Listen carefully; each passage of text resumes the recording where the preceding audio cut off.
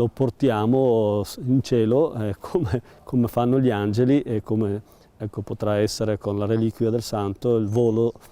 di Sant'Antonio sui luoghi in particolare della pandemia e sui luoghi quindi della sofferenza. Il pellegrinaggio di un santo che si reca lui stesso nei luoghi della sofferenza è quasi tutto pronto per il viaggio aereo di Antonio, il santo dei miracoli. Il busto e la reliquia del taumaturgo il 13 giugno sorvoleranno a bordo di un elicottero militare i luoghi simbolo della pandemia. Vo, prima zona rossa d'Italia, Merlara dove si trova la casa di riposo, dove a causa del coronavirus sono morti 31 anziani, e il Covid Hospital di Schiavonia. Ci sarà una sosta, in particolare a Schiavonia, dove esiste anche una piazzola per l'elicottero e quindi lì in particolare, in questo luogo significativo,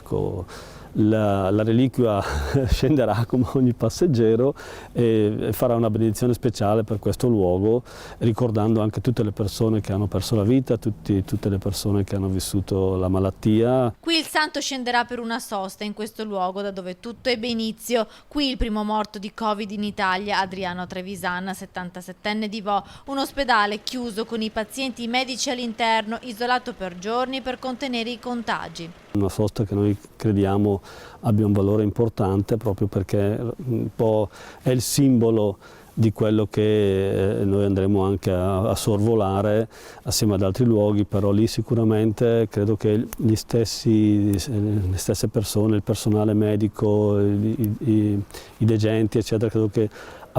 apprezzeranno questo momento di sosta del santo, perché sicuramente abbiamo bisogno di sentire che il santo è vicino. Il viaggio aereo del santo, che Rete Veneta, l'emittente del nostro network, trasmetterà in diretta, proseguirà poi verso Padova, dove sorvolerà l'azienda ospedaliera, e Campo San Piero, il paese da dove Sant'Antonio partì per raggiungere Padova sentendosi vicino alla morte. Il santo benedice tutti, protegge, custodisce un po' la nostra vita e anche ci dà speranza, perché questo è il senso. Un po' guardare in alto è un po' anche come dire andiamo oltre quello che stiamo vivendo con tanta speranza, con tanta fiducia, sapendo che il santo ci può essere accanto in questo percorso di vita.